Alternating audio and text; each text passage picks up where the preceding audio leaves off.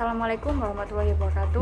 Perkenalkan, nama saya Siti Arvina Setiawati, mahasiswa dari Universitas Bhayangkara Surabaya, Fakultas Ilmu Sosial dan Ilmu Politik, jurusan Administrasi Publik semester 7 dari kelas 7C dengan nomor NIM 181310008. Di sini saya memenuhi tugas ujian akhir semester dengan mata kuliah Komunikasi Organisasi, dosen pengajar yakni Bu Firda Nurani. Di sini saya akan mereview jurnal dengan judul Komunikasi Organisasi, Analisis Pendekatan Mikro dalam Pelaksanaan Reboisasi pada Kesatuan Pengelola Hutan Produksi KPHP Model Pulau Laut dan Sebuku. Penulisnya yaitu Ma'ruf Abdul Zain Nokta Asli dalam jurnal Komunikasi, Bisnis dan Manajemen. Volume dan halaman volume 4 nomor 1. Yang pertama, latar belakang. Kata atau istilah komunikasi berasal dari bahasa Inggris communication. Secara etimologis atau menurut asal katanya adalah dari bahasa Latin communicatus, dan perkataan ini bersumber pada kata komunis. Dalam kata komunis ini memiliki makna berbagi atau menjadi milik bersama, yaitu suatu usaha yang memiliki tujuan untuk kebersamaan atau kesamaan makna. Komunikasi secara terminologis merujuk pada adanya proses penyampaian suatu pernyataan oleh seseorang kepada orang lain. Jadi, dalam pengertian ini, yang terlibat dalam komunikasi adalah manusia. Bahwa komunikasi manusia adalah proses yang melibatkan individu-individu dalam suatu hubungan, kelompok, organisasi, dan masyarakat yang merespon dan menciptakan pesan untuk beradaptasi dengan lingkungan satu sama lain. Aktivitas komunikasi dalam instansi pemerintah senantiasa disertai dengan adanya tujuan-tujuan, diantaranya adalah keberhasilan dalam tugas karyawan dalam keberhasilan pengelolaan instansi tersebut sesuai dengan visi dan misi yang telah ditetapkan dengan metode komunikasi organisasi. Metode komunikasi organisasi adalah kolerasi antara ilmu komunikasi dengan organisasi yang terfokus pada manusia yang terlibat dalam mencapai tujuan organisasi. Krisis air bersih, kekeringan, kebakaran hutan, dan lahan yang terjadi di Indonesia saat ini merupakan isu besar. Kemudian terjadinya pemanasan global, salah satu penyebabnya adalah degradasi hutan. Salah satu cara untuk mengatasi isu dan fenomena alam di atas dengan dilakukannya reboisasi, di mana keberhasilan reboisasi sebagai tolak ukur tingkat keberhasilan pengelolaan hutan. Kehidupan manusia akan tampak hampa apabila tidak ada komunikasi, karena tanpa komunikasi, interaksi antar manusia, baik secara perorangan, kelompok, ataupun organisasi tidak mungkin dapat terjadi. Dua orang dikatakan melakukan interaksi apabila masing-masing melakukan aksi dan reaksi.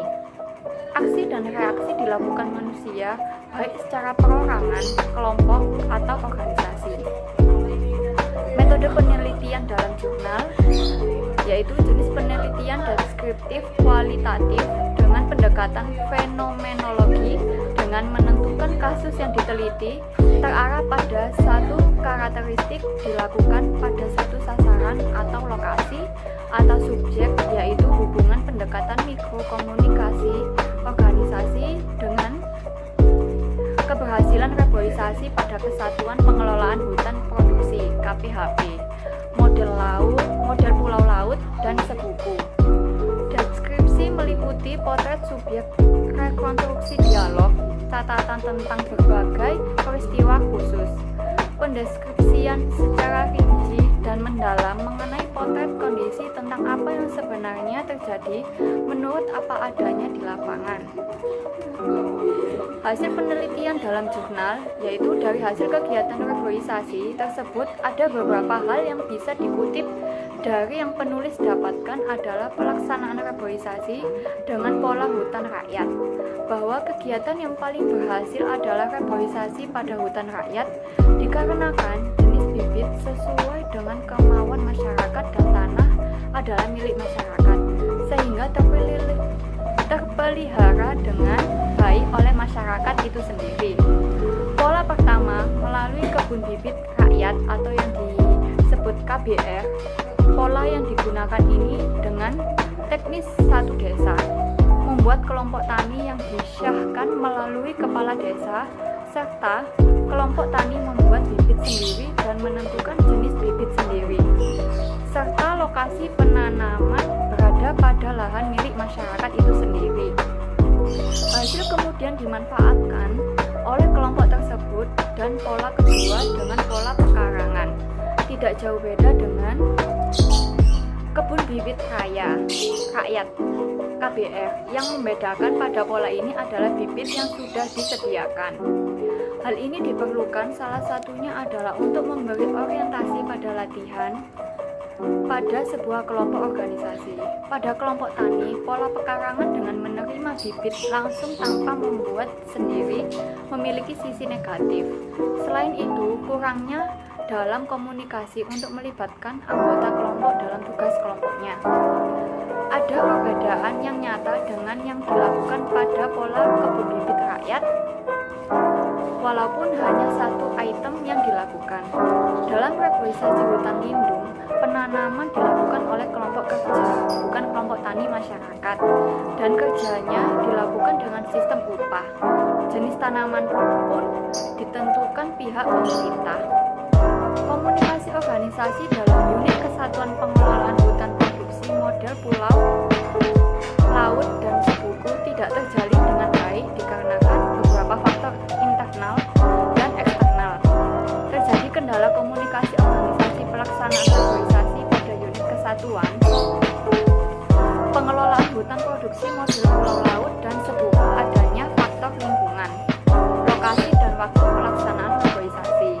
Pendekatan mikro tidak dimanfaatkan dengan baik terhadap kelompok kerja dan anggota unit pelaksana teknis kesatuan pengelola hutan produksi model pulau, laut, dan sebuku, sehingga tidak terjadi kenyamanan kerja personil pada unit organisasi tersebut.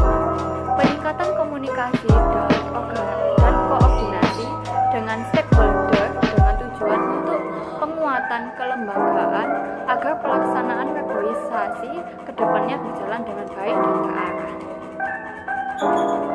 Itu tadi hasil review jurnal dari saya. Kurang lebihnya mohon maaf. Terima kasih sudah menonton video dari saya. Wassalamualaikum warahmatullahi wabarakatuh.